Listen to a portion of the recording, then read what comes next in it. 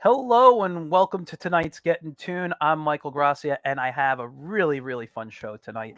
I am uh, super excited about this one because for those who know me, know I'm a big fan of fantasy in general, but I love Dungeons and Dragons. It is probably my all-time favorite game. Unfortunately, I don't get to play it as much as I like, but I got some really great guests on who play a lot more than I do and have had a lot of experience, and actually, a couple of them have worked in the D&D world.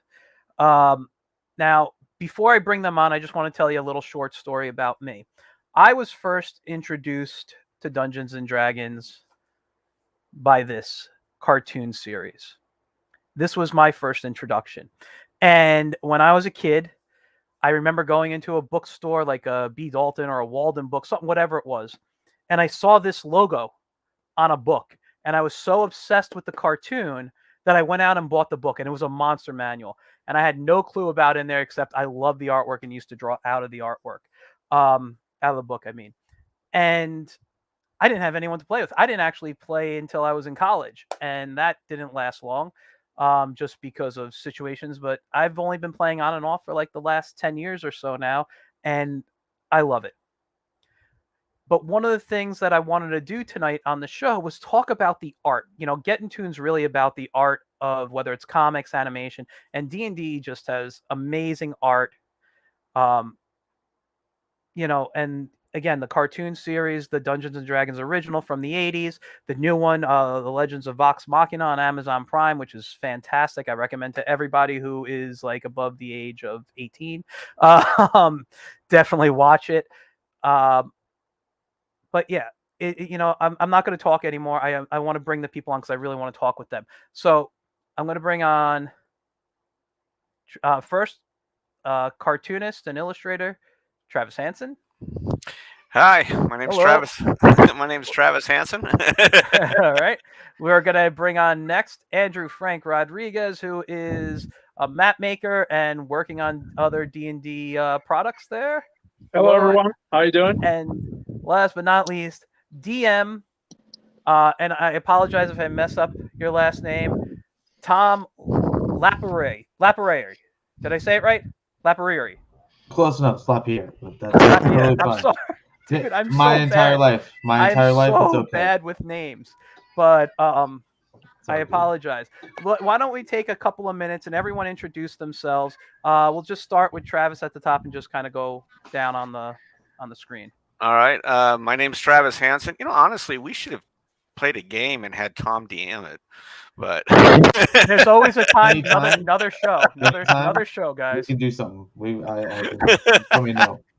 But no, I've been drawing web comics and comics for over 30 years now. I started with The Bean, which was nominated for an Eisner, and now I draw Life of the Party, which is basically my love letter to the game. I've been playing Dungeons and Dragons, well, off and on in all the different varieties since '82. In fact, I colored my own dice with crayons. So that's a little bit about who I am.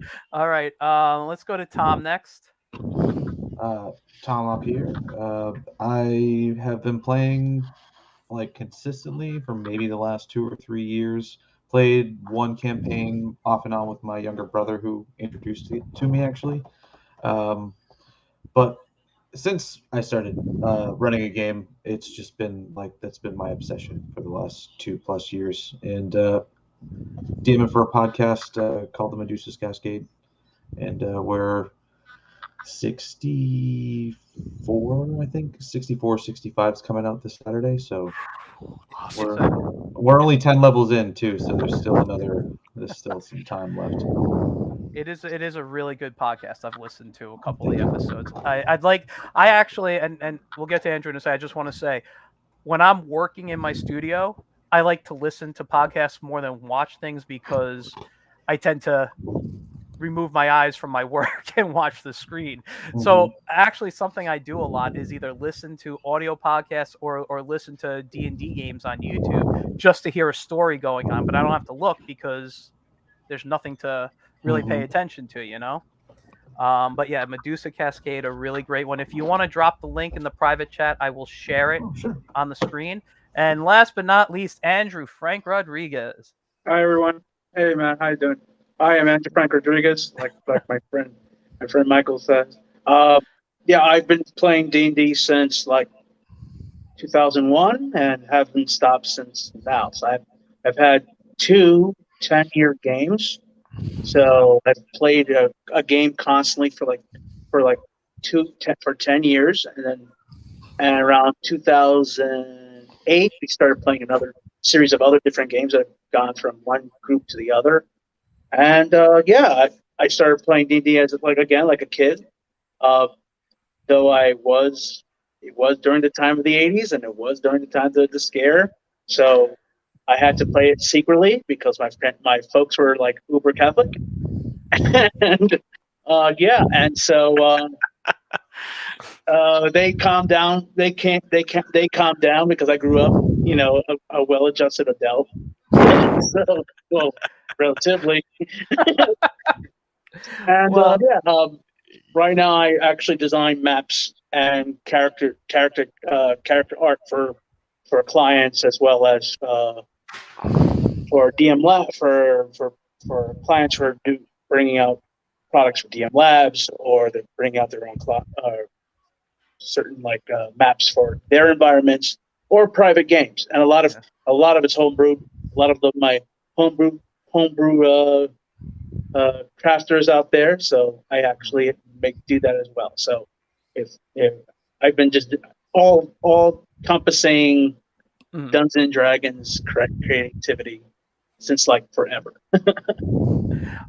And just quickly, getting back to Medusa's Cascade, I put just so you guys know, I put the link in the comments, and that's part of Imbion. Imbion's company. I'm friends with the majority of the people at Imbion there. I don't know everyone, but everyone I do know is there. I just want to make a quick announcement. I'm putting in the comments on this Sunday the 13th. They're having a voice acting class. You can sign up, and I'm putting that link in there. And if you use, as soon as it goes through, I'm going to post in there. If you use the code Get In Tune 25, you will get 25% off the entrance fee for it.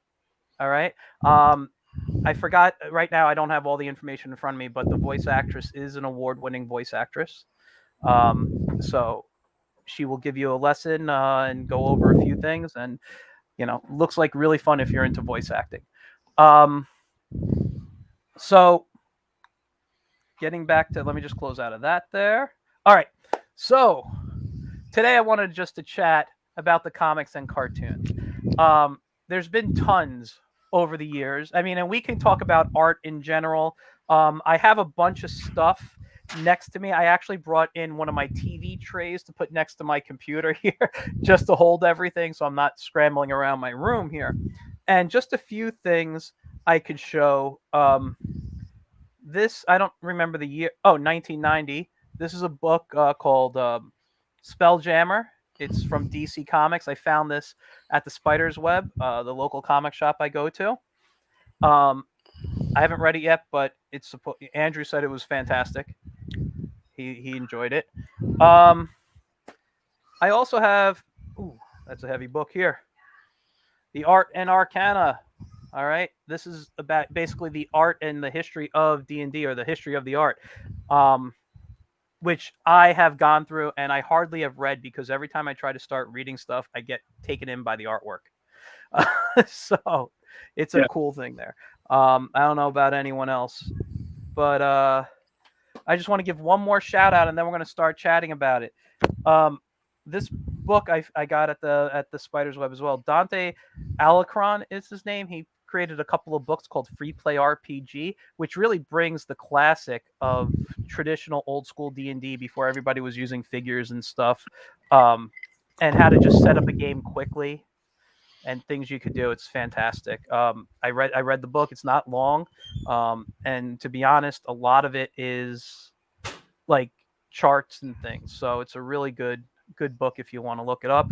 I don't know if you can get it anywhere right now. I would check Amazon, but Dante Alacron is his name. Free play RPG. Just look that book up. All right. So I just said a lot of things. So does anyone want to talk about the art whether it's from one of the books here, or do you want to talk about like some of the comics or cartoon? Where would you guys like to start? Probably from the beginning. All right, so let's go. Talk to me. What is okay? Well, Travis, you are an illustrator, cartoonist, whatever term you want to use, right? And you have done some illustration. You were just showing off, and I got the before we went on air, some of the books you worked on, and I got the link. I'll put in the comments in a moment. Mm-hmm. As a kid, I assume you were into drawing. And what was it about the art for you with D&D? So I can remember when I got my red book or my red box, Uh-huh. and we broke that out, and I had no clue what I was getting into at the time. I do remember that they had some Dungeons and Dragons action figures at Yes. the time, and they're old school. I mean, totally old school. You could be the cleric, you could be the paladin or whatever, and I can't even find those anymore. And that kind of, I was lucky.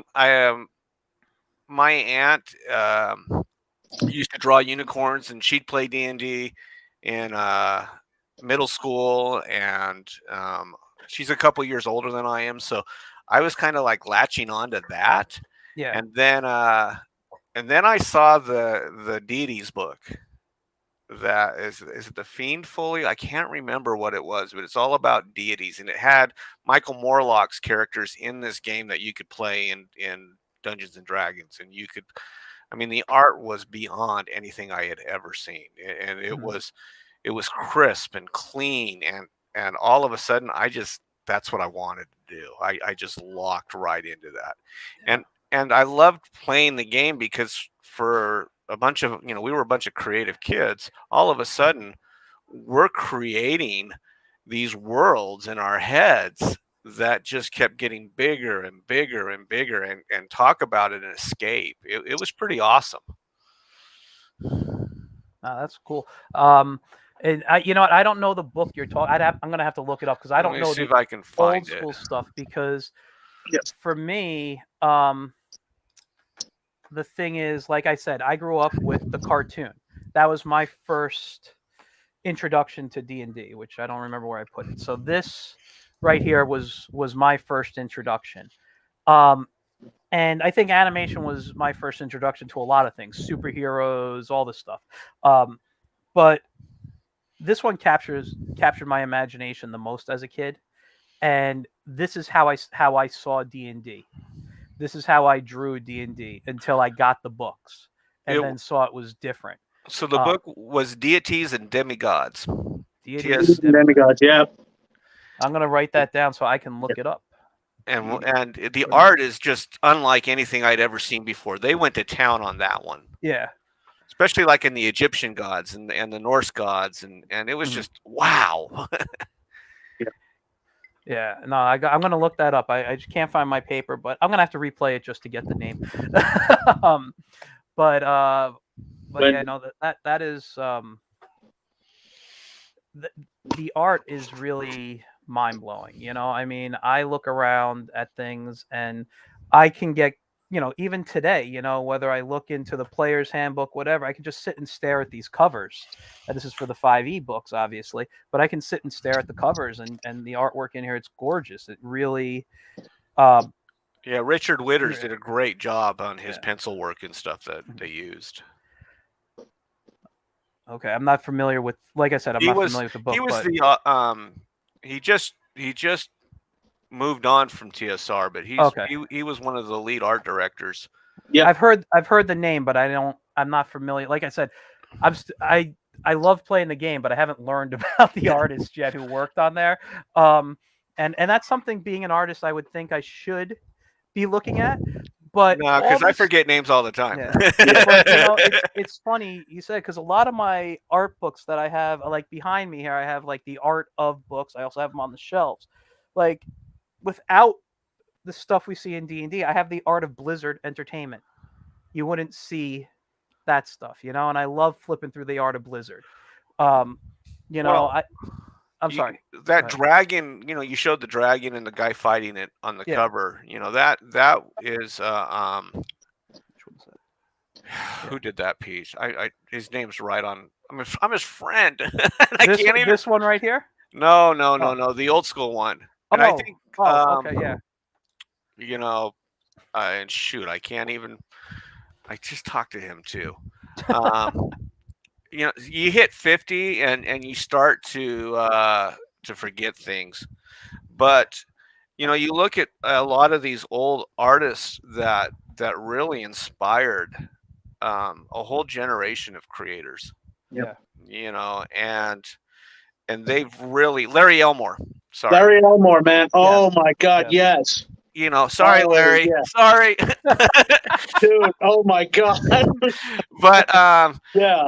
but you know, the work that Larry did was just phenomenal. Larry actually, to me, is the one that really set the groundwork for what D&D could be hmm as a creative outlet. You know, his dragons, his characters, his designs are unlike anything most people had ever seen. And a lot of us, you know, to be totally honest, we owe what we do today because of what Larry Elmore established, you know, back in the 80s and in the you know, I think late 70s. And you have all these great creators. Unfortunately, a lot of the D&D artists of the early 80s aren't drawing anymore. And it's because they didn't get paid well to keep creating their love of the work. Yeah. Also, I believe around the 90s, a lot of them were pushed out by TSR, or they were pushed out by rival companies to actually start their own companies. And there's a great set of books, I believe, called Dungeons and Designers. And it shows you, like, it's a really good book that shows you like the complete like history of what happened behind the scenes that really no one actually heard about from the guys of their perspective. It's kind of like this biographical and autobiographical retelling of stories that happened in the industries back in the 80s and late 90s. Now, when I started, when I was a kid, I wasn't allowed to actually grab those books because I was, like I said, heavily religious. My parents were heavily religious, very Catholic, and also they also were very big on saving your money. So, oh, don't buy that, save your money. Don't buy that, save your money. So when I had my own money, I just started like, oh, okay, it's my money. So I would first, when I was like 14, because I played D&D at my friend's house quietly. I remember watching the cartoons when I was a kid, falling in love with it. Pirates of Darkwater, and like I could throw that as a D&D world. I put like a bunch of like, hell, even Care Bears was a D&D world if you can back in the day, because Gummy bears from Disney. Gummy That's Bears what, too. Gummy And Gummy Bears, Bears is like Disney's Gummy Bears and Todd Stone's work when he did all the like DuckTales is kind of like a Disney adventure that you can actually play with a Dungeons and Dragons dice. So there's like elements of adventure. If you actually have a good adventure story, you can actually draw up a character. Now, what got me started was this book. So I saw this book in the shelf when I was a kid. That's the original. Okay. I was like 14. No, it's like a. I don't want to say the. advanced I'm not saying the D&D, original. I'm not saying the Yeah, original. it's I'm just advanced saying D&D, guy named by David Sullivan, who did all the artwork. And I mean, it's back in the day, it was mostly like this, like it was just like text. Yeah. But what really hard for us artists to get into. Yeah. Yeah. and it's like what's hilarious is like then you get like the small art, and there was like a prize for actually reading all this work, all these words. There was a lot of good artwork that was done in these books that like you would actually find. And then when you had the money, you just started finding artists. Like I could pull out a bunch of my collections right now. Like there's a really like controversial one called Palladium. At the time, it's like Palladium was like Palladium Fantasy, was just kind of like in the 90s, and it was from these guys from Detroit. And then they built their own crazy worlds of like throwing everything in the kitchen sink. But when you say like Larry Elmore, man, he had all this great artwork. And I remember looking his books when there was like, and I'm not sure it's Larry Elmore, but it was another artist. I think it's Clara Claudeman or Claudeman, who did all the he did all the Dragonlance books and all the good cover art. So when you used to go to like a bookstore, you used to see like fantasy novels. There had like some really cool looking artwork, and it always drew. If you're an artistic kid and very creative, creative kid like I was drawn to those books. And when I finally got my money, when I finally started making my own money, I started playing Dungeons and Dragons. Like when I got it, I played it right away. But really, what really started me in high school was Magic the Gathering. And Magic the Gathering was just like here's all your lunch money. Yeah. You know, and it's like you get like individual packs of cards, like all these great artists. And I love the fact that you can actually see the artist's name on every single card, and it was an amazing time. It's amazing it's amazing what we choose to collect, because my son collects Magic the Gathering, and you know, I collect the old D&D stuff. And so I stopped playing Magic. I stopped collecting Magic because it was just, it's an investment.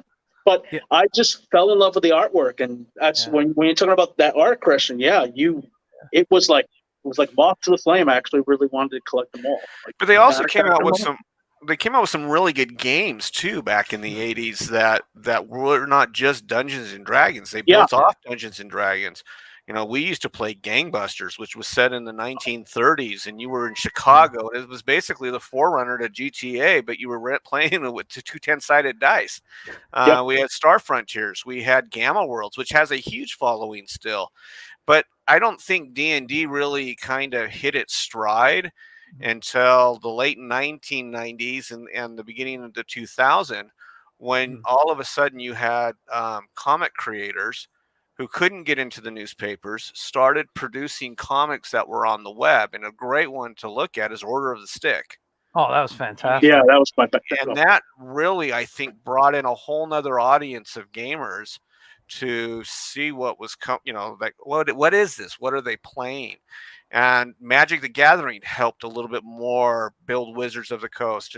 And these, you had Sherlock Mercenary, which was another based off gaming to some degree. And then you had, I was doing fantasy comics at the time. I was doing Bean, a whole bunch of us. It all started about the same time of creating it, these worlds off gaming that we had done as we were growing up. Yeah. When we started, like when I started playing, I played like maybe one or two games of Dungeons and Dragons. Then since it was the 90s, a lot of these great 90s, late 80s, early 90s games like Rifts came out. That was really good. Traveler, which was like another where you can actually, the infamous You Can Die for Making a Character Sheet kind of game. That Top Secret just got re-released. And it got re-seeked. I remember Mongoose Publishing did one, but I'm not sure who's the new publisher. Or is it still Mongoose? But I don't know. I'm just like I was just amazed that you could actually play a Star Wars game for a D6 system. You could actually be a Star Wars character, and it just blew my mind that you could actually be a superhero character, because not only did DC had their version of superhero games, even Marvel had their superhero games, and then they actually had like a whole other cool system. And you had Steranko, who drew like another game, like he had a game cover. It's like, wait, Steranko drew in this book? And you looked at it, and it was a game called Heroes Unlimited. So you actually had like all these like famous people who had all their artwork who weren't like famous. They're famous now, but a lot of starting artists just like right now, like just for like ourselves, like you just find these books like, wait a minute, I never knew that Alex Ross played D&D. Wait a minute, I never knew that, and sometimes you'll have like a guy who's like, yeah, my friend Alex Ross drew my character when I was playing D&D. I'm like, I need to see that. Who's the guy who did the legacy art for years? I don't remember, but I know that Tony Desariti, the one that does the Spiderwick Chronicles and stuff like that, Yep. he's done a lot of D&D work. Yep. And a lot of homebrew work, you know, which to me actually is a lot more fun. I mean, I like the rules, and this would be a good question for Tom. You know, how much do you bring homebrew into your games, and then how much material do you actually find on the web or find from other creators or what? You know, for me, letting people create their own monsters and giving them the art has been some of the funnest things I've ever done. You know, it's just like, oh, here's a creature. You design the specs, you know, and allow you to do it. I've never actually created my own monsters, but I started with the module because I had no idea how to run a game. So I was like, we'll run Curse of Strahd because everyone plays Curse of Strahd first, apparently, for 5e. So it was cool. And probably, I want to say maybe about 7 or 8 sessions in, I kind of started getting the hang of it and got a little bored with it. So I started throwing in my own stuff and making up my own things. And I mean, like, it's been more and more homebrew since like maybe the first 6 months, and then I do love even if it's just a piece of artwork that I see, it'll inspire like the look of a character and the way that that particular artist renders that idea that I have in my head that sort of fits with that. It'll sort of what's the word I'm looking for? Sort of mold the way that I would maybe hold myself while I'm playing that particular NPC, whether it's a bad guy or it's an ally. And there are a lot of like homebrew weapons and whatnot. We're playing in 3 homebrew settings right now. It's literally like a plane hopper at this point. Based a lot of stuff on like Doctor Who, and I got a lot of ideas from, I don't know if you guys ever saw Fringe from in the mid 2000s, Sliders, like that sort of deal. So I feel like a lot of the good stuff is coming from like, it is homebrewed because it's like, oh, wouldn't it be cool if they could time travel, or wouldn't it be cool if they had a patron that's had a time traveling plane hopping tavern that was bigger on the inside and would, you know, drop them places and help them do stuff. So I haven't done the monsters yet, but I do want to. But I love the fact that there's so many artists out there right now that are like super pumped to draw fantasy characters, because like that's the stuff that really always got me interested in this. Like before I even started playing, my father played Dungeons and Dragons when he was in high school, and like he actually showed me he still has his first edition player manual, and he is a huge Michael Moorcock fan and loves the Elric of Melibone books. Oh, what a wild series! Yes. Oh my God. So I read those when I was a kid. He was super into Tolkien and Frank Herbert, and so like I got exposed to like Dune and The Lord of the Rings, and there was always lots of crazy fantasy stuff. We used to go to like fantasy conventions. So our all the artwork in our house was all like fantasy art. So it was always the art sort of from the beginning, and then it started tying to like my brother roped me into playing the game, and I got really into it. And I'm friends with a bunch of artists, so I was like, man, I'm describing my character, and like in the mail someone sends me character art of my character. I'm like, well, this is cool. And it's like, it's That's so cool. awesome that there are so many artists that are like, oh, you want me to draw an elf with a cat that has wings? Hell yeah, I'm down with that. And you want to pay me money for it too? Awesome. Yeah, we all like to eat. That's for Yeah. dang sure. It's like a shut up and take my money kind of thing. They're like, oh well, I hope it's not too expensive. I'm like, no, you're good. I got money to burn right now. Hey, well, you know, Tom, each month I draw 5 monster cards that you can totally spec out on my Patreon. So if you want them, you know, you can just sneak over there. Maybe, I don't know. And I have empty maps, so here you go.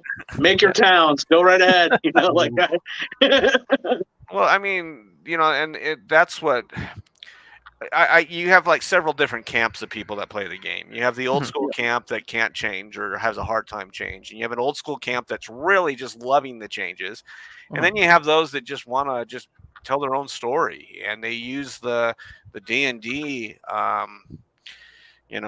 system as kind of a model to just go, okay, this is what we're going to do. We're going to go here. We're going to go there. And to me, it was always more of chaotic storytelling, which is, I've always enjoyed.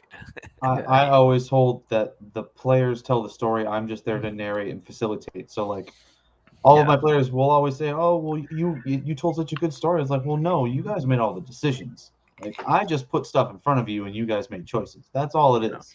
And I just help you guys, and I make them fill it in too. So most of them are artists. So like I get like artwork, or they give me like a really detailed description of exactly how it works. I'm like, long backstory.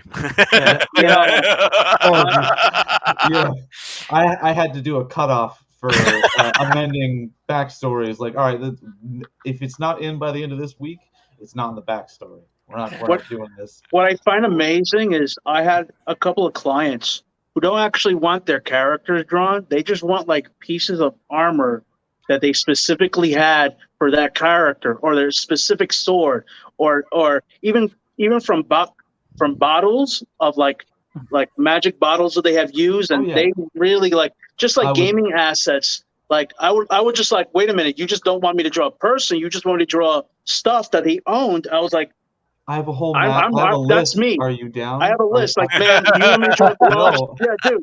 I said, I drew this guy like, I drew this guy's gauntlet once, and he gave me like the description that it had like this Eastern, this Eastern snake that was actually wrapped around the snake that owned the Arubis that actually ate its tail. So it's basically Norse and then Eastern. And he was like, oh yeah, because my mom was from the what's it called, Oriental Adventures, and of course it's kind of faux pas to actually say that now, but that's the name. That was the actual name of the RPG.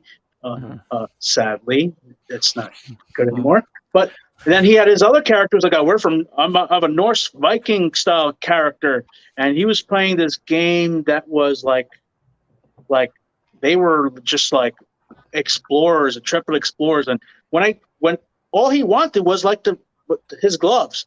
I could have drawn his entire character with the gloves. No, just the gloves.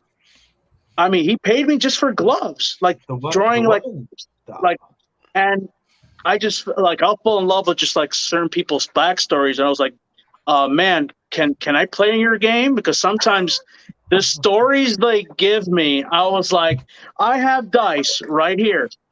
Let's go. Like I always carry dice with me because I've always done that, as just because something I do. And I think a lot of DMs do that too. Back in the day, they threw dice in their bags just in case, But I'd love the fact that you can fall in love with these client stores and make good friends just from their stories, and you just want to like play their games. Like, man, I'm drawing this character. Can I just play your game? Like sometimes you just fall in love with these guys' backstories, and sometimes you just want to don't want to disappoint, and you just give like your all. If you have a list, man, Tom, if you have a list, you can see my art. You can see my art on my Instagram. You can which we're gonna look at, you guys. We're gonna. I was actually gonna. I already have it pulled up actually. So. Yeah.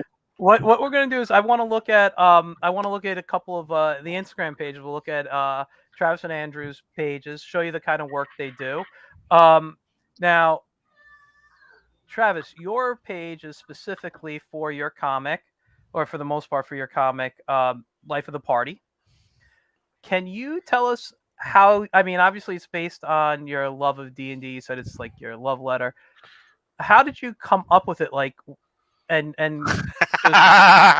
just, like your stories that you tell, they're fun. Like what are you pulling from actual experiences that both? I look at life and I pull it from life. I pull it from gaming events. There's moments that I've been there. Some of it, the cartoonist, they happen to just we have a lot of opinions, and so we just try to figure out how to get it out in a way that's not going to get us in too much trouble. Uh-huh. But it started. Life of the Party started as actually a mistake. It was an accident, Hmm. and I had just gotten out of a horrible contract, and I was frustrated, and I was sitting there, and I'm like, okay, how do I get back? I need to get back into my art with a little bit of love. And I was looking at a friend of mine who was doing mashups, and he'd get like 10,000 likes, and everybody, it's like, I'm like, but that's not right. So I drew a comic about just an image of the game that we had played, involved an elf and a human. And so, just so you know, I'm partial to wood elves. I like playing those. Okay. But and they were trying to hit a beholder, and I put it up, and then I walked away, and the next morning I had 6,000 likes and tons of shares, and I'm like, what the heck? So I drew another one, and then I drew another one, and 5 years later, every day there's been a new comic, and it's progressed. It used to be single panel, and then I went into more storytelling because I found out, there's only so many different single panel variations you can do, and I really like storytelling, so I just went Yeah. back into my mode of gaming and just seeing where things would go chaotically, and play it more realistically, emotionally, from the tables that I played at. Everyone goes, well, this player is a jerk, and I said, well, the player's playing like how they would play the character. Yeah. They if you're chaotic neutral, you're going to be a jerk in the game, or you're going to do whatever you do to create chaos. And so that kind of just like, some of them are events that have happened in my life. Some of them are events that are actually in other people's lives. The best thing is when I get to do a cameo piece for somebody where I'll take their character and they sneak into Life of the Party, and I never really tell anybody who's who or how it happens. But all of a sudden I'll get a note, hey, that's me. And yeah, you ended up in the comic. But some of my best ones were that I had the most fun was years ago. I did one that involved the gazebo, and I had two characters, and they're looking at the gazebo, and the one guy is like trying to figure out what the gazebo is, and the other guy is just saying, shoot it, shoot it, shoot it. And it's an old D&D joke that started in the 70s. And all of a sudden I got two personal emails from both creators of the joke asking if it would be in the next book. And I said, yeah, sure, I'll put it in the book for you. So I did change it to gazebo to something else because I didn't, I wanted to make it different. But then you had other elements of my love of fantasy get in there all the time. I make fun of Gandalf constantly. As much as he's one of my favorite characters, Gandalf just, he ditched the party so he could level up. And The struggle is real. It is real, and dealing with the hobbits and stuff like that, and just the chaos that comes from that. Another one was based on an experience. We played, we did 3 nights of gaming. We just stayed at my friend's house. This is when you could do that. Your parents would let you go, And by the way, Andrew talks about how, he had to deal with his parents not wanting him to play from a religious aspect. I actually learned at church in the middle of the 80s when the chaos was all going on. So, it's kind of crazy. Yeah, it's kind of crazy because my mom's the one who gave me the Lord of the Rings to read.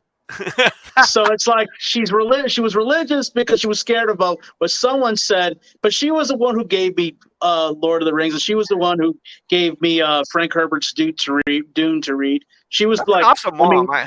it was kind of cool. Like, it was like my mom was like, okay, I'm religious, but here, she already gave up. Yeah. Well, and all my friends were from church, so we would just play. And that's kind of just how we did it. And no one really said anything because we weren't getting into trouble. And that's kind of like, okay, they're hanging out together. They're all like socializing. And there was one night, 3 nights in, it was a long night. And about 4 in the morning, I made a comment.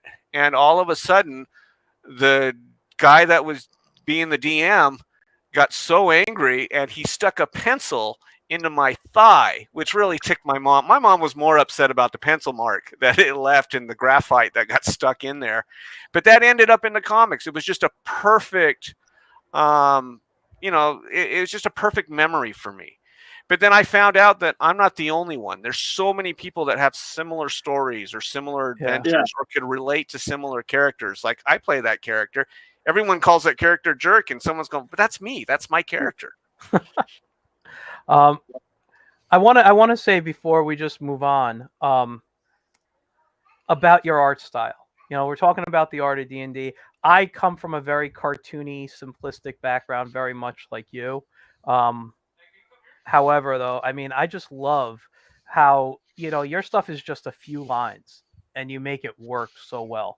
You know, you're not putting crazy detail into it. You can see, I see a little maybe speed. Like you really bring out the emotion in the movement. So I love that. A lot of my influences, I mean, the 80s were a great era. Yeah. No matter what, you know, artistically, the 80s were just amazing because we had Calvin and Hobbes come out in the 80s. We had Bloom County was in the 80s. We had Gary Larson came out in the 80s. So, you know, you had all of these great newspaper creators that were out. Plus, you had these incredible indie fantasy comics out. You had ElfQuest by Richard and Wendy Penny. Yeah. You had different things that were out at the time. And then the other thing that was awesome was I'm highly influenced by European comics. Yeah, same you have here. Asterix, you have Lucky Luke, and you know, Mobius, all these, and they use a lot of simplicity in their work, but it feels very, very detailed. So a lot of my influence, you can tell, comes from that. Yeah, I could see that. I'm actually very big on the European books. You know, I have to say, Peo might be my all-time favorite artist. Yeah. And outside of Sergio Aragonés will always be my go-to favorite cartoonist. I have an original group picture above my studio here in my studio here. But go ahead. I'm sorry. Sergio teases me all the time I see him. Oh, duh. He makes fun of me all the time. But he told me the best. I mean, he's also given me the best advice over the years too, as a cartoonist. Yeah. And the best thing that Sergio ever told me was, he goes, you can probably hear my granddaughter. She's a little upset at the moment, but he goes, there are 5 jokes that you will tell throughout your whole life, and all you do is you repackage those jokes each time. That's great. Speaking of like Pio, like I'm gonna tell you right now, like when I started drawing Smurfs, like when I was a kid, I used to draw Smurfs all the time, and I used to have my own variation of Smurfs. And it was like there was one, like I had a friend of mine who, like a few years ago, he wanted to do like a Smurfs RPG. So like I had a Smurf that I used to say, he used to be like, it's either, he was either called Nowhere Smurf or Not Back Yet Smurf. For some reason, my Smurf would like leave and come back, and he would have like items in his hand from like different eras. So like my character would like skip through time and had weird adventures by himself. And it was like he just gave me a weird power with the Smurf. And I love the fact that even to this day, I have that drawing of a Smurf, of my Smurf wearing like a pirate outfit. And I put it on it's not on my Instagram because I really wanted to focus my Instagram on very like serious like style of the RPG that I draw. But if you actually looked at like a couple of my old like, and I'll bring it out one day, I had a bunch of Smurfs that I had drawn throughout the entire years, and just like, oh, I used to love Pio. But what I love the most is all these cartoons had somewhat influenced my drawing, and then I went into like a different scope. But I used to love the cartoons back in the day.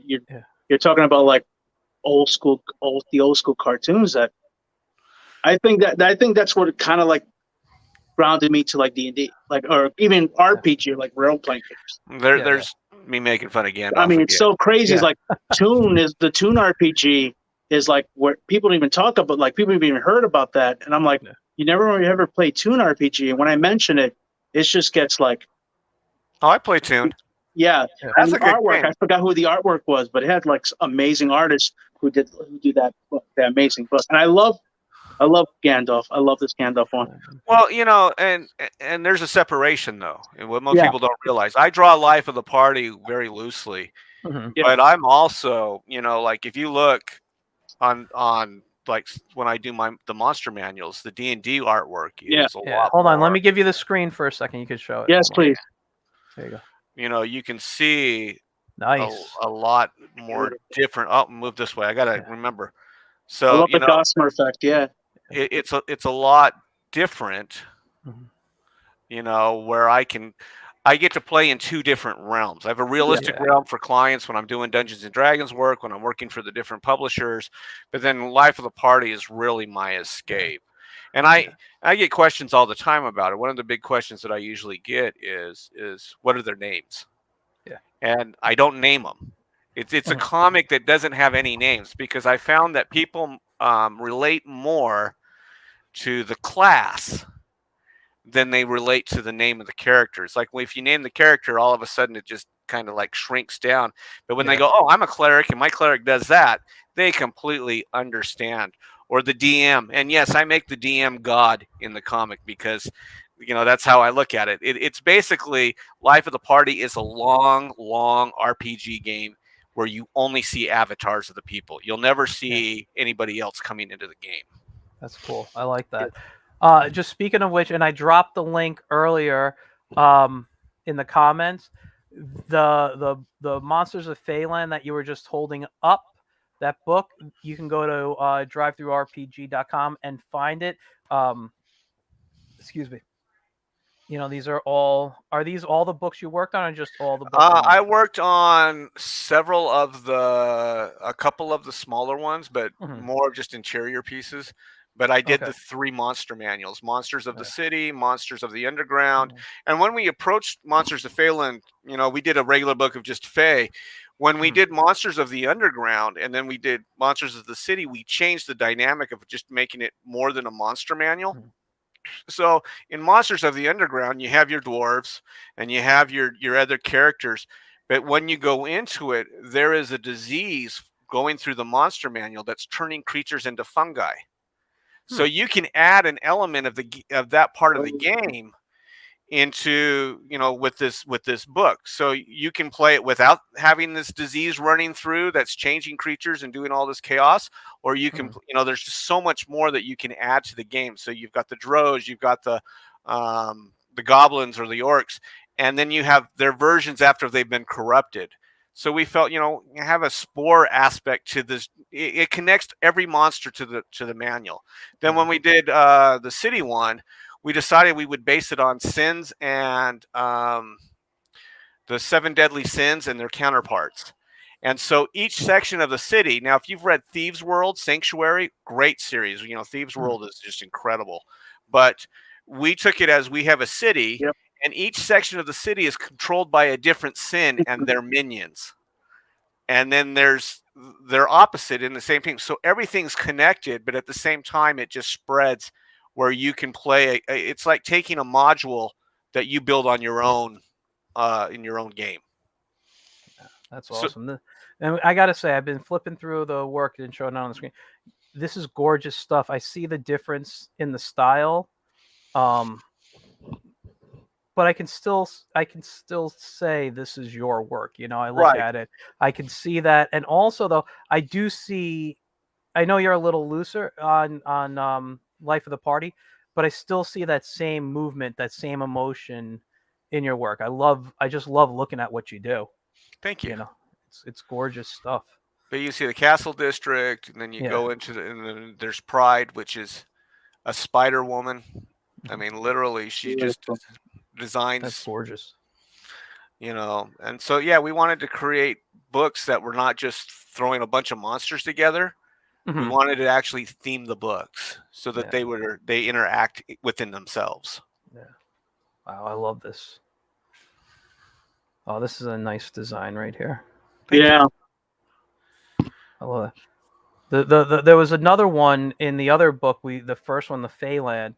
I wanted to point out, but I didn't want to interrupt you talking. a hooded guy and the sword. The way you had the you had writing like markings on the sword. It kind of like had this glow to it or something. It was just a really, really nice piece. It stood out Thank a you. lot to me. I like that. Man, I could sit and just look at this stuff for hours. I'm sorry if I'm looking down because I'm looking right at it. So It's okay. It's okay. No worries. No worries. But it goes back to the homebrew movement and TSR being not TSR, but Wizards of the Coast making their game open sourced. Yeah. Which to me was one of the most incredible, smartest moves to grow your game. You know, because it's really easy to go, this is my baby, don't touch it. I don't want anyone to play with it, or you got to follow it. And they're like, no, screw that. Show me what you got. You can't use certain things. There's like a couple monsters that TSR still owns. But in reality, you create it. You tell us and make it come out. That's how the group of people I've been working with right now, like, they've been doing their own like artwork, and they have their own books. They didn't have a map, and so a good friend of mine who have played for like 20 plus years, he threw my name in the ring, and all of a sudden I started getting work during like, and that's the funny thing. Like I wasn't even searching for him. He actually searched me out because he loved my artwork, and so like when he said, "Oh yeah, you have a DM Labs," and oh yeah, see, this is like one of my friend's characters. Oh, this and I should say one of my friend's character. He's a client now. He had me draw his like Goliath Barbarian from the Critical Role from the Critical Role books, that they have like this new Goliath class, which is basically a giant man class, and I'm drawing his character, and he just went crazy. This is my baby. That was like the Dwarven Ruined. And the funny thing is, when I draw these massive maps, I don't put people in walking around. Like it's the reason is I actually want a sense of absence in the ruins. Like some people are like, oh, draw some adventures. No, I never do, except for this one.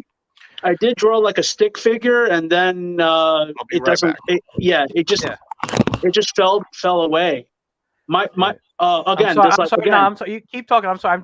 That was accidental. So like, and then I have like these images like of like when you look at like just a scene. I actually have this called the Armorer's Daughter. You actually have people who want to know what's inside of an item shop. Yeah. Like they don't have imagination. They have their imagination, but some people just want to see a good picture of an item shop. This is like Hollow Earth, and it's like people who want like Hollow Earth. What's really funny is that it's like He-Man is a Hollow Earth kind of realm. Yeah. Also, Warlord as well from DSV.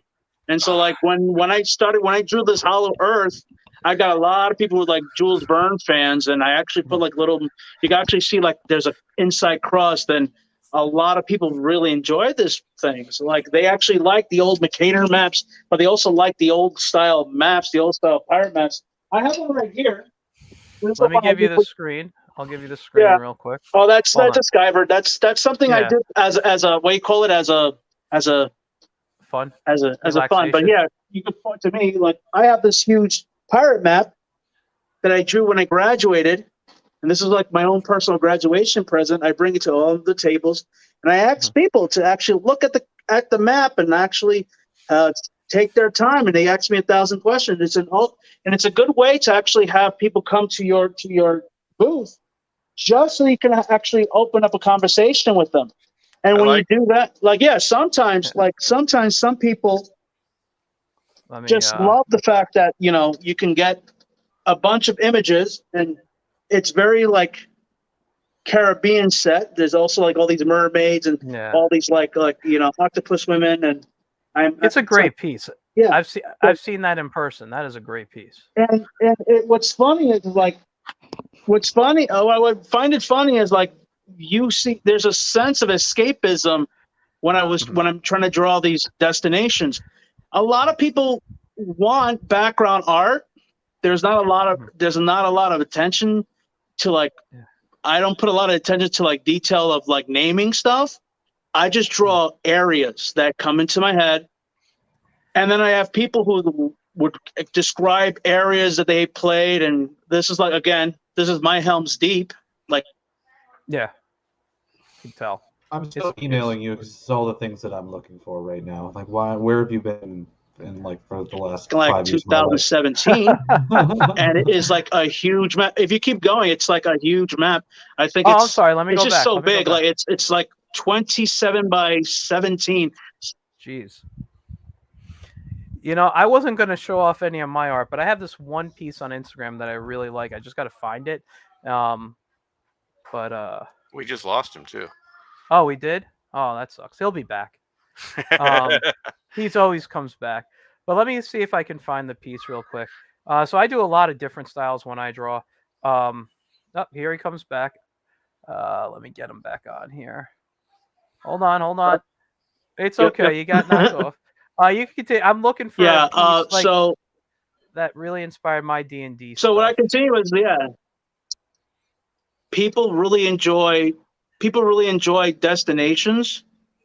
They have their own, like every homebrew creator has a look they're looking for their worlds, and I try to facilitate that by just drawing their worlds for them. And that's one of the things. One of my personal joys is actually bringing their worlds to life. You know, So like I have my own worlds, and you could tell like I draw my own worlds, but yeah. So one of the things that I've noticed is you have a sense of nostalgia that, you know, you have a lot of older players that are, you know, my age and older, that are wanting to remember their campaigns. A lot of art that I get to do for people is based on their campaign. Here's the scene. We, 8 of us, we fought this. It was the best memory. And a lot of it feels like it's a memory that, you know, you've taken this element of, you know, community storytelling, and you've created a memory and an image that feels so realistic that you want to, you know, immortalize it in some way that you can. And there's a lot of artists out there that are more than willing to do that and to create that and figure it out.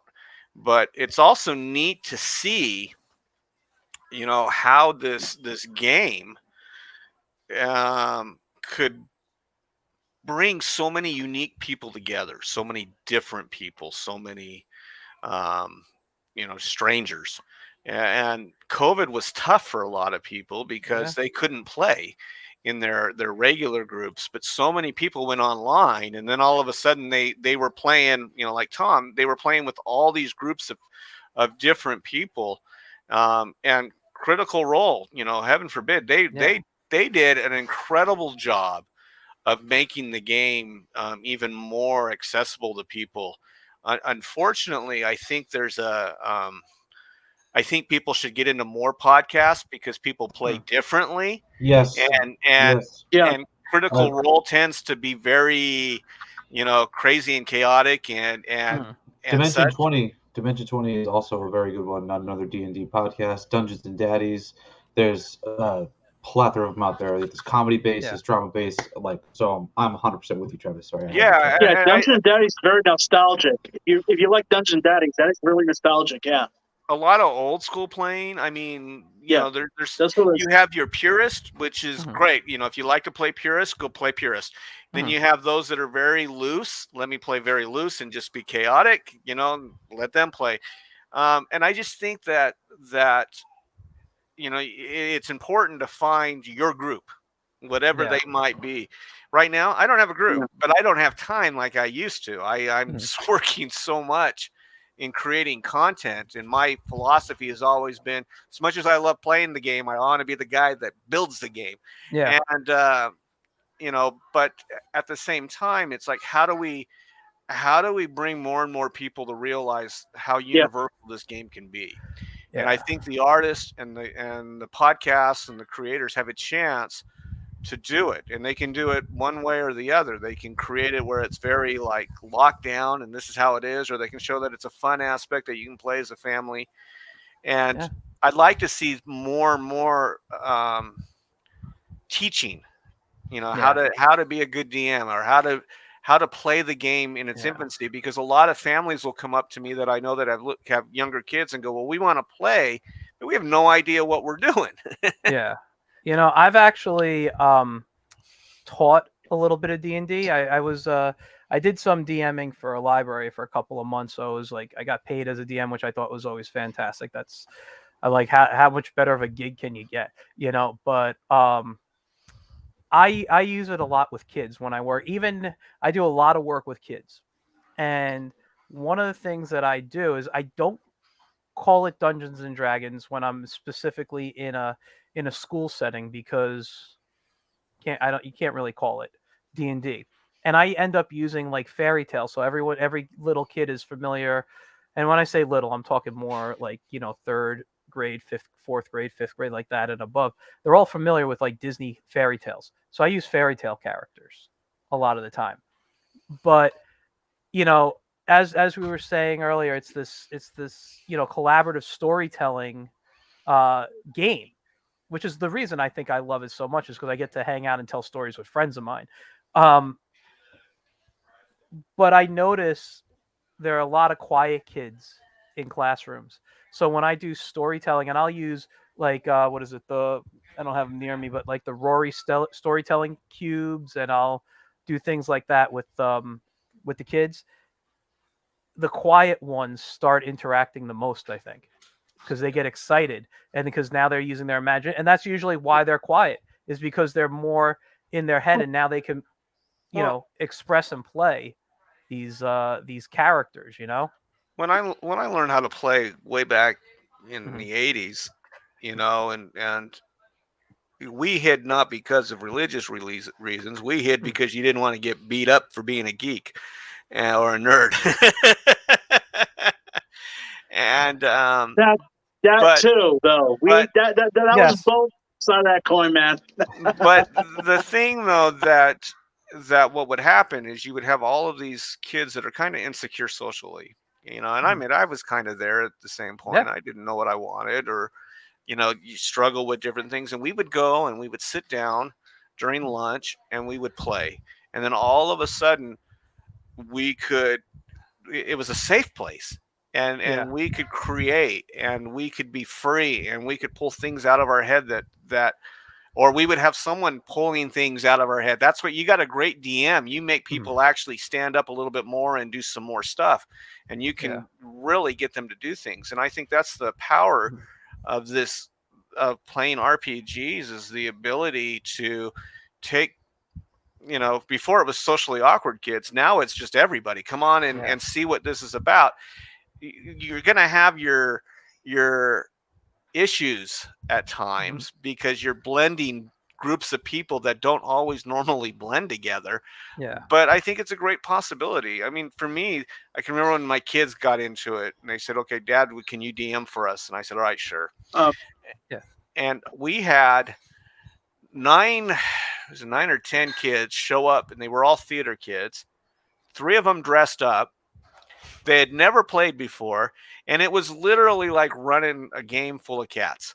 But I got to admit, it was one of the best D&D games I had played in a long time, because they were eager, they were anxious, they were excited, and they got into it, which made me get into it.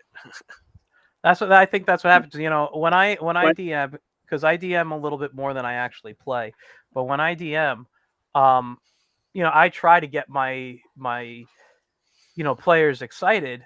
But if they don't get excited, first of all, I know I failed. But at the same time, when they get excited, it makes me happy, and I get more into the game, because now it doesn't feel like a chore when they're not. And I don't know, Tom, maybe you could speak to this. If you're running a game and your players are kind of like acting kind of dull, does that drag you down? Does it feel like you did not do a good job, or is it that you need to figure, what is it for you? Needed better artwork. Right. Personally, for me, that means it's time for a curveball. Like Yeah. the story has gotten stagnant in some way, shape, or form. Something I'm doing is predictable. So, all right, someone roll me a D100. Yeah. Why? Or I'll just start asking for random dice rolls. Can you roll me a perception check real quick? Whatever they roll, even if I don't have anything planned. Hey, oh yeah, you rolled an 18. Okay, thanks. What was that for? Don't worry about it. And then all of a sudden they're like, wait, something's happening. And it's like, okay, and then Yeah. just keep the pressure up, and then they end up they end up making it more interesting if they feel like there's something at stake. Yeah. But I think the DM, it's really just a matter of keeping them interested, but also having them realize that they are the ones that are really pushing the narrative forward. Mhm. They're the ones that can choose to make it interesting or boring. Yeah. So, like that's what everyone hates, oh yeah, you get the player that will just make an arbitrary decision just to make a decision. Well, it's like, yeah, but they're, regardless of what the outcome is, it's interesting and they're pushing the story forward. Now you have something to talk about. Now you guys have there's an action and consequences that you have to deal with because of this one player's particular actions, and then that creates whatever it is and pushes the story forward, and it makes it way less boring. And usually, I think personally, the DM really shouldn't be the one that you shouldn't worry about. If they keep coming back, every week, they're having fun. Yeah. If it's dragging, then it's, like I said, it's time for a curveball, or time to Time just for a little chaos. yeah, time Yeah. to just throw something in there, Yeah. or even better, sometimes the curveball. I personally like having the curveball be a plot point, because I don't like plan out whole story arcs. I just have plot points that I know I want to drop into a character's from a backstory or something that they said they wanted to be involved in. If it's starting to be stagnant, boom, here's a good spot for a plot point. Let's see how the group reacts to this, especially if it is for this character, because they Yeah. haven't had the spotlight a whole lot. Now all of a sudden, now you're being thrust into the spotlight. You have an NPC that notices you and is asking you questions. What do you do?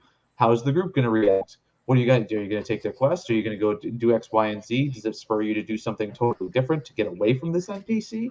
Like, just that one person, one thing that changes sort of the march of the game will automatically just boost it forward, because they'll become suspicious, especially if you've been doing your job. They'll be like, wait, what are they trying to pull here? What is happening right now? I don't trust this random guy or this random lady or this random monster or whatever it is showing up. Yeah. This doesn't feel right. They take all that order, and you just throw that order out the window, which drives your players that have to be order, that have to have order and logic. I guess that's the artistic aspect, is we create chaos, so we would prefer the chaotic aspect. Oh, to a point, I would say too much chaos. It gets to, like you said, it's like wrangling cats. It's like, I mean, at that point, then I'm just throwing the story at you, and the story's happening regardless of if you want to run away from it or not. But what also makes the game fun is when the DM owns when they make a mistake or low roll. Oh, hell yeah! Failure is part of it. When we were playing with these cats, they were afraid to go through this door, and I had goblins on the other side, and I finally got to the point where I was so tired of, come on, just go through, that I decided I'll have the goblins break through, and I did 3 ones in a roll. Yes. And all I said to them was, you hear a loud thump. Because I knocked them out, and they're knocked out. They're laid on the ground. Yeah, it's the same thing with the character, like the player characters. Like, they gotta be, be okay with failing, because failure makes for great character development and makes for great stories. Exactly. Like you're talking about. I like. Go ahead, sir. Tom, how you deal with min-maxers? These are the guys who actually want to make their characters to the point where they can never get hurt or never get injured. They try to budge. That's my most difficult thing. How would you deal with those guys? As long as they understand that they are part of a party and they are not trying to do everything. If you want to be a min-maxer and you want to be good at a handful of things, and those are your things to do, like say you're a rogue with really high stealth and really high sleight of hand. You're good at stealing things. You're good at picking locks. You're good at being sneaky. that's your thing. You're not trying to be the face of the party. You're the edgy rogue that's sitting in the shadows in the back, or he's the one that posts up in the corner of the tavern.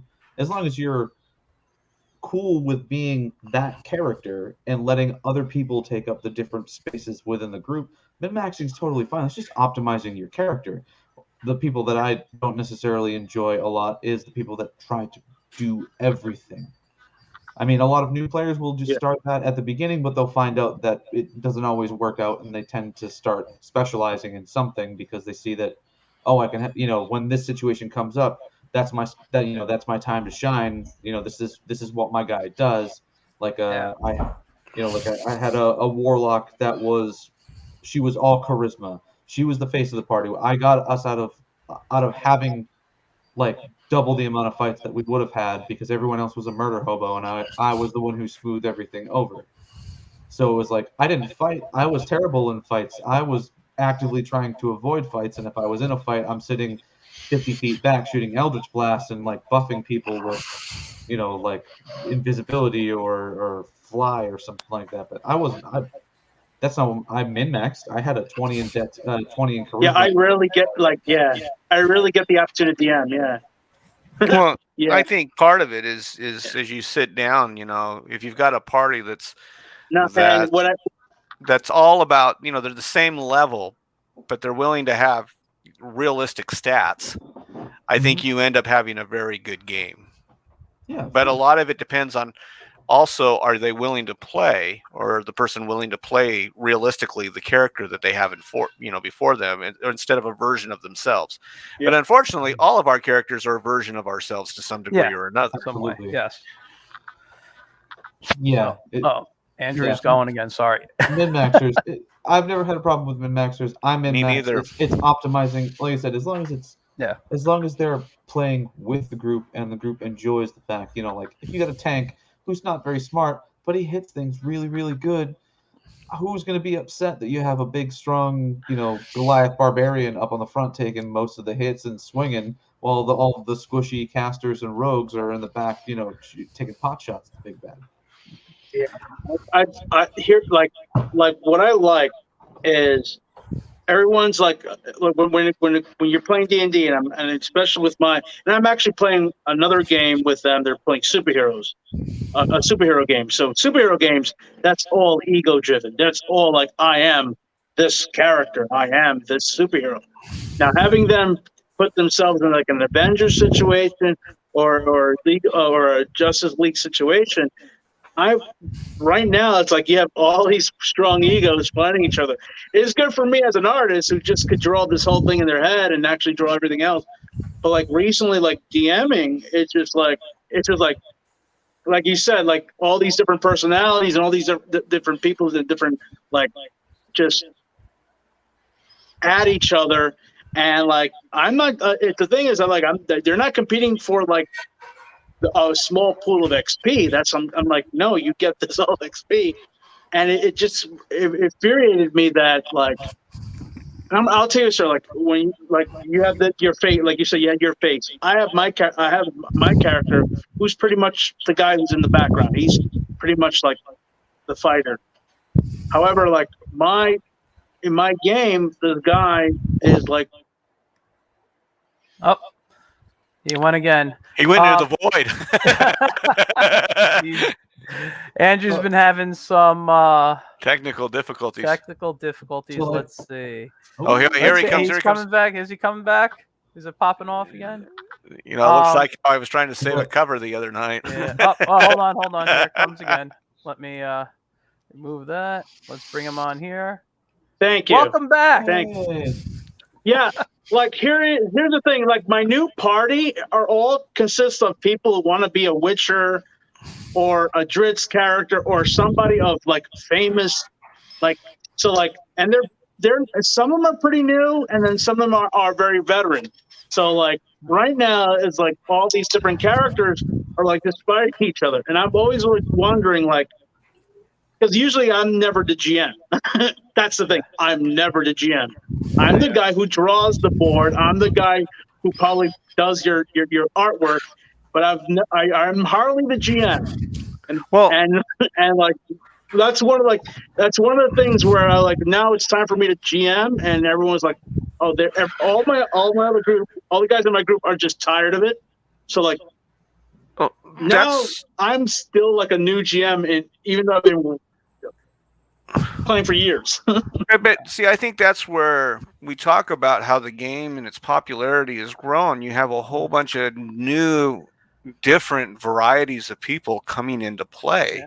And you're going to have to, as a DM, adjust your way of gaming to some degree to accommodate a game that's blowing up universally.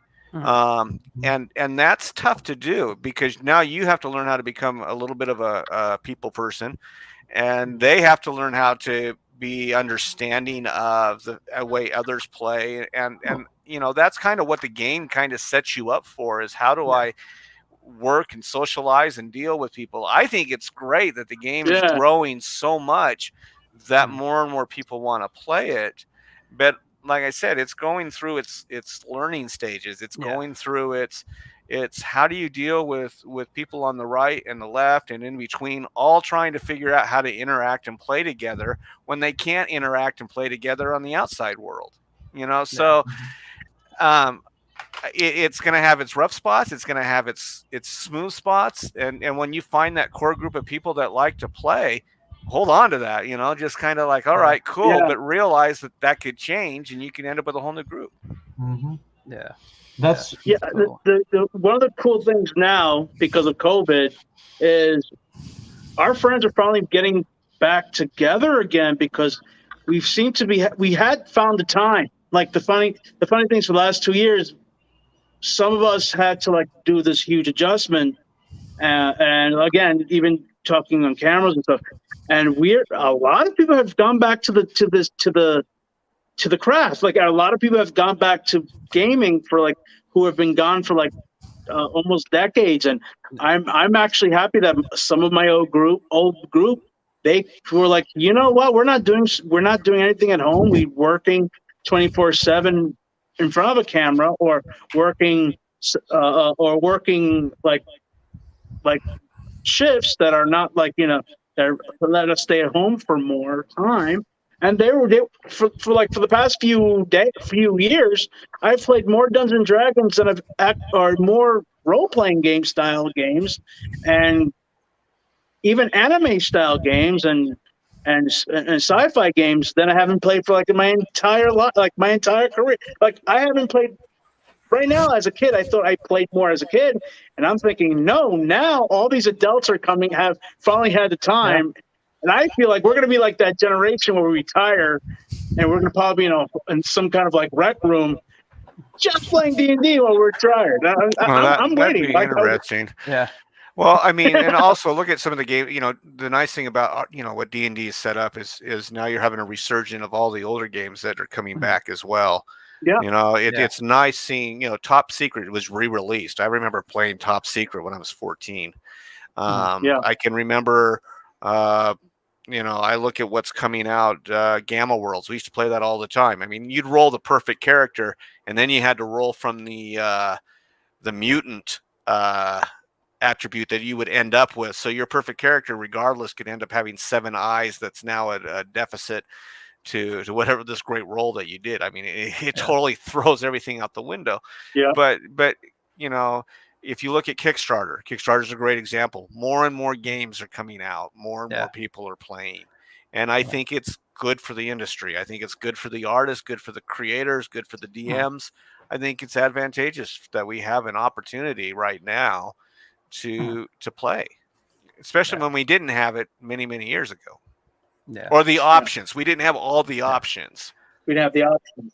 Well, let me ask you this, because I mean, we are getting into an hour and 20 minutes right now, and I do want to end at some point. And we are, and listen, I'm having a great time. If I didn't have to go to work tomorrow, I'd say we do a 5-hour show and have Tom DM for us for a little bit. That's or my whatever. sessions on the reg is 4 or 5 hours. That's kind of I really am having a blast, but I want to hear, just because we're talking about all the new people coming in, and I think a lot of the new people came in because, a lot of the geek stuff is now cool. Things made cool by shows like The Big Bang Theory, or people watching Stranger Things and seeing it and being like, hey, I want to play, or I wanted to play as a kid, never thought it was cool or whatever. Now they see it. And one of the big things, and we mentioned it earlier, was Critical Role, right? Critical Role, I think, as a web series, really created this boom of everyone starting to post their games online, and having these like celebrity D&D games that you can watch online and stuff. I mean, when you see somebody, and I'm blanking on the guy's name now, Matt Mercer? No, not from Critical Role. He was on Critical Role. Sofia Vergara's husband, Joe. Joe Manganiello. Yeah, you see somebody Joe like Manganiello. that who plays and has his own celebrity stuff. I think I see that type of stuff bringing people in to the game more. It's like, well, look, here's this guy who stars in all these movies, or here's all these people having fun. I think that's opening up the world to people. Well, so I think there's two things here. Mhm. One, you have those stars and creators that are generally interested in it and play. Vin Diesel's one. He plays all the time. Yeah. Yep. Then you have those people that jump in because it's what's hot at the moment. It's different. It's the same thing with comics. It happens all the time. Yeah. When I started Life of the Party, it was by itself for the most part. There was a couple other ones that were out there. Then all of a sudden I saw all of these other little ones pop up because it was hot at the moment.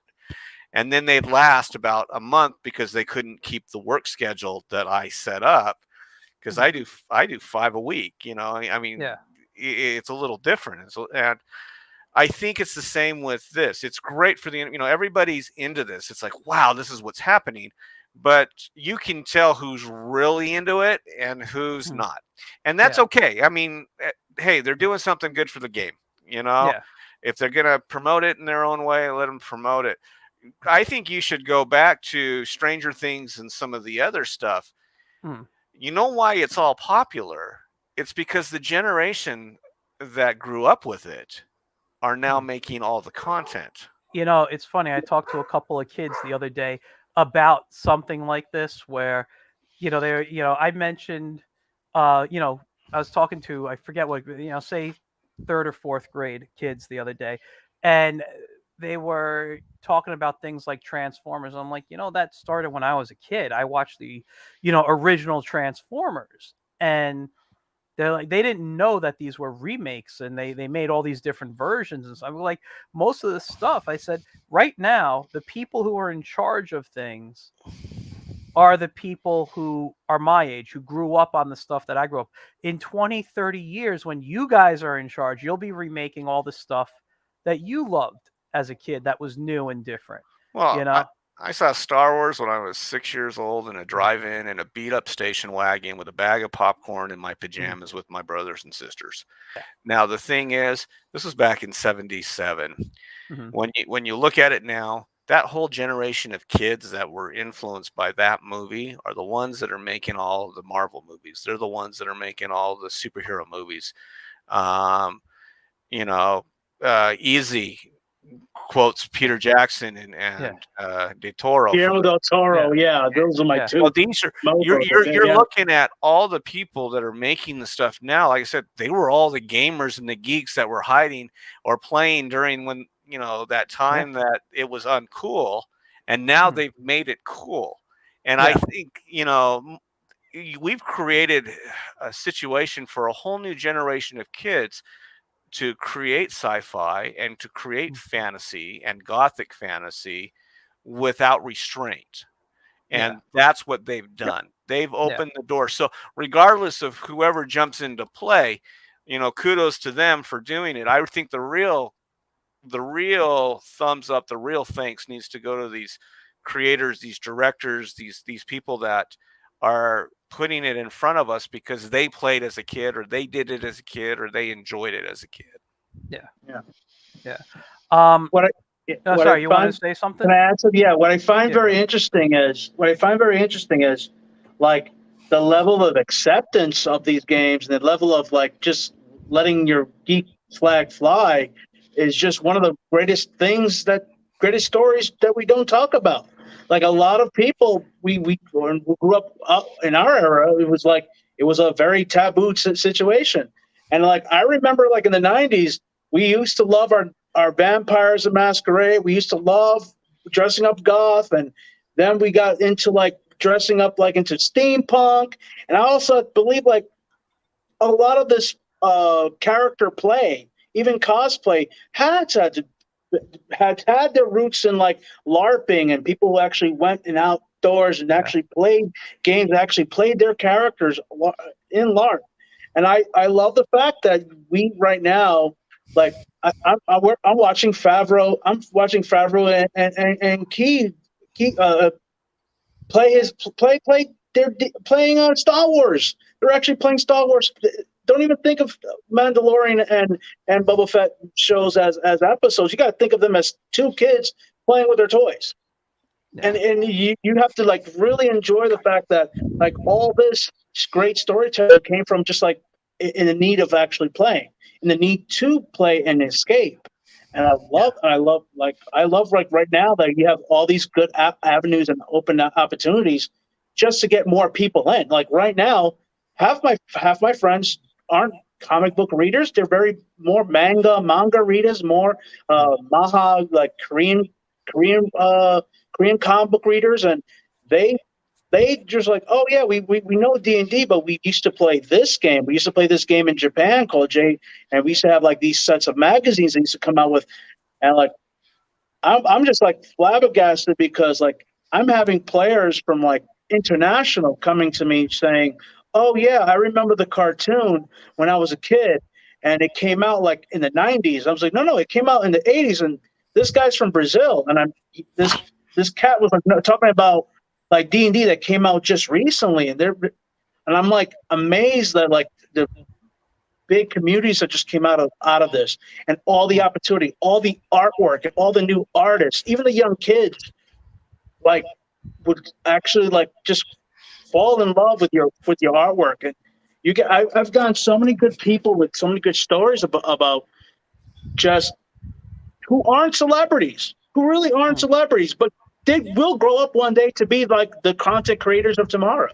Well, that's like the beauty of it. But I think each generation though needs to be wary too. You know, let the new generation come up. Let's see what they can bring to the table. You know, there's a lot of old people that wear that. Well, not old people, but there's a lot of gamers that wear this badge saying, well, I've been playing since when? And, you know, I've been playing since the beginning too. And yet it's like, well, it has to be played this way, or this needs to be this way, or why are they changing this or whatever. And I get that. Change is difficult. Sometimes we don't want to see change. But the game never changed, you know, maybe some of the way they do stuff, but when you're playing an RPG, you play it any way you want. Yeah, exactly. You can play it however you choose. And I think we just have to be careful when we move forward. You know, in 20 years from now, I don't want to be that guy going, oh, you're ruining the game, or you're doing this or whatever. I want to be the guy that goes, oh, whole new generation just picked up the box. The game's been around for over 100 years or whatever. This is awesome, you know, and see it progressing and see it changing and developing. And if I want to go back and play first edition, I'm going to go back and play first edition. If I want to go back and play 3.5, I'll go play 3.5 and play it that way.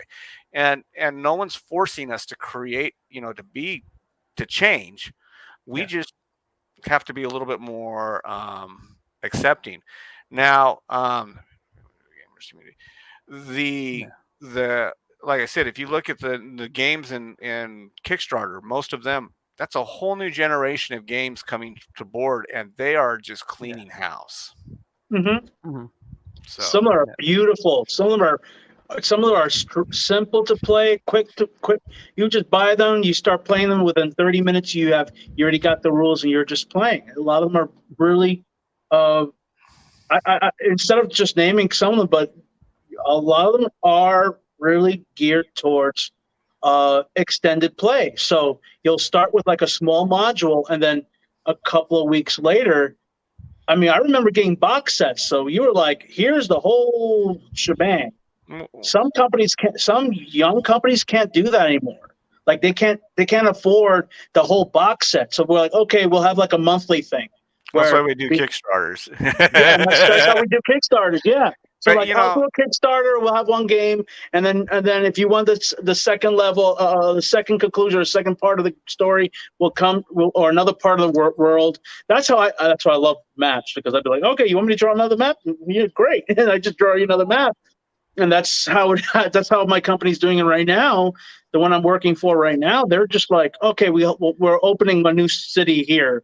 We're opening a new city there, and we're just spoon feeding a story narrative, and people seem to like it. And since you have a lot of indie gamers out here and a lot of indie gaming companies out here, there are a little bit more opportunities now than ever, and especially if you're a game like a dungeon master who likes the rule systems.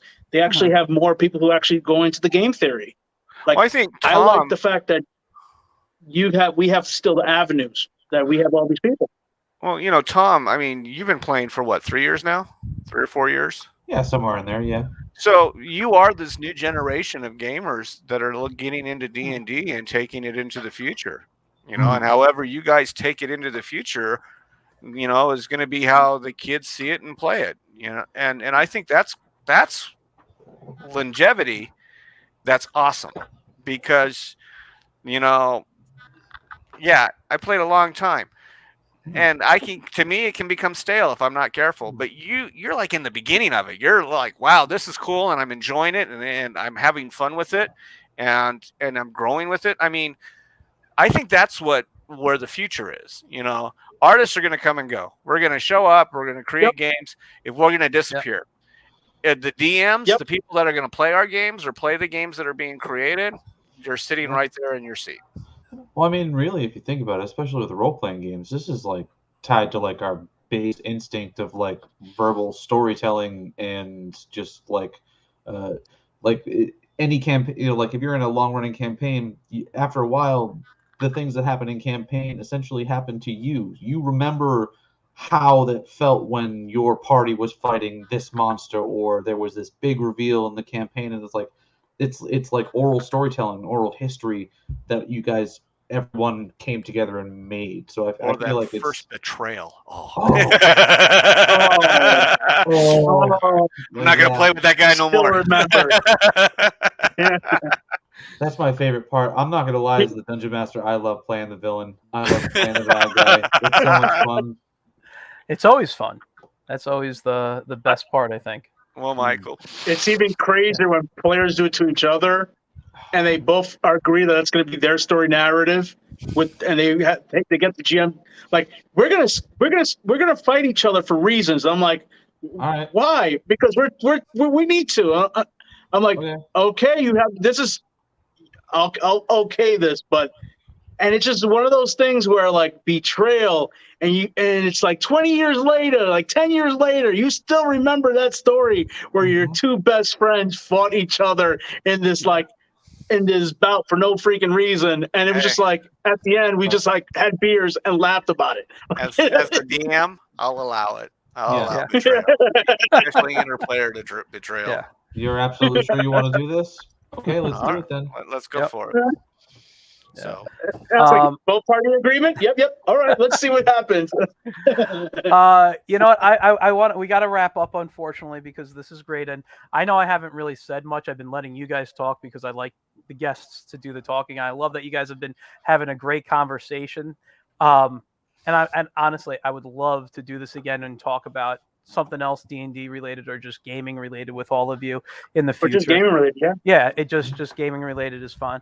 But before we go, we got a couple. Just two things. I want to hear your thoughts if you guys have seen it.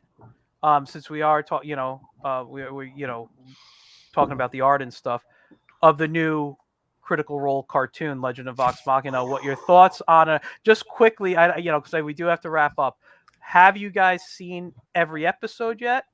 And what are your thoughts? I haven't seen it yet because it's the same reason why I won't watch the fairy tale by or the enchanted one by no, Disenchanted. Same reason. Oh, okay. I don't want to be influenced. So I haven't seen either one. I just kind of Okay. hold back. So All I right. like the art. The art looks great. Oh, the art is gorgeous. They're great. Yeah.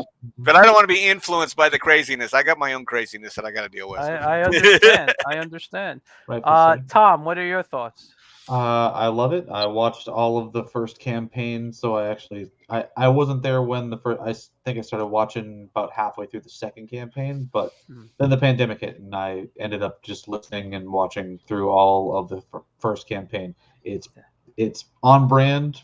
I remember specific moments that they've already put in, Yes, like same watching here. it on screen. So it's awesome, and I'm glad that they're already starting to put in future plot points for things that are going to happen later on in the story that I hope that they get enough seasons to actually go through. All right. But Well, it's already signed for a season 2, I heard. So yeah, but if they're going to do the storyline that they hinted at in the first, they hinted at 2 future storylines in the first 2 episodes, and if they're doing those, then they're going to need multiple seasons. Yeah, exactly. To do them. Andrew, what are your thoughts? So the first season of the I liked it. I know not a lot of people going to be able to watch it because it's not for the kids. But Yes, it's an amazing animation for adults. It is bonkers. What you can see in that it's bonkers. It pretty much shows you what bonkers can be had at tables. Yeah, It's beautiful that the fact that it's just like Tom said, to the brand, and it's I'm happy to see that they're doing very well. I'm a huge fan. Happy to see that they're paving a course, and I want to see more, and I want to see other people do more. Yeah, I have to say I don't disagree with you guys. I have loved every second of the show I've seen. I've watched all 6 episodes so far. It's a great reason to look forward to the weekend on Fridays to come to watch the shows. And I, like you guys, I've listened to to their podcast, their YouTube. I've watched it, and you're right. It's on brand. It's great. I'm excited to see what they do, and it's definitely different from the original cartoon that I got here. This was kid friendly, you're not seeing. Well, everybody has more than one weapon. Yeah, exactly. You're not seeing what's it called? In this one here, there's no decapitations, nobody's eyes popping out. That's the kind of stuff that's going on in the Legend of Bards being bards. Yeah, it really feels like their table came to life, and I like that, and I think if I just want to say this, if you haven't watched their YouTube shows, I don't know if it should be your first introduction to D&D, because like Travis is saying, you don't want to have any influence in you. I think people coming in and watching this show, if they want to play D&D, they're going to see it differently than if they just start playing the game. If they start at Tom's table. Yeah, at Tom's table. So I don't know how many people want that. So Tom, I gotta say, I remember you did something for Beyond Con, and I just couldn't make it.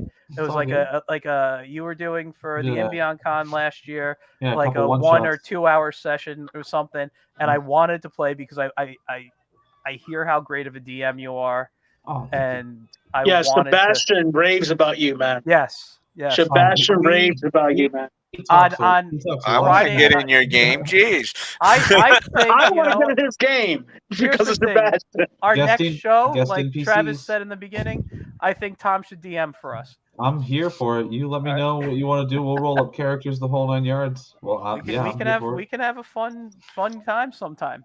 Let's bring some dice. We'll make it. I'll even get in earlier during the day because I know I'm on the West Coast. I mean, if you want to start at 4:30 or 3:30, we could. We'll do it another day where we don't have to wake up for work the next day. Maybe do it Friday or something, or Saturday or whatever. You know, not this week. Let's just all.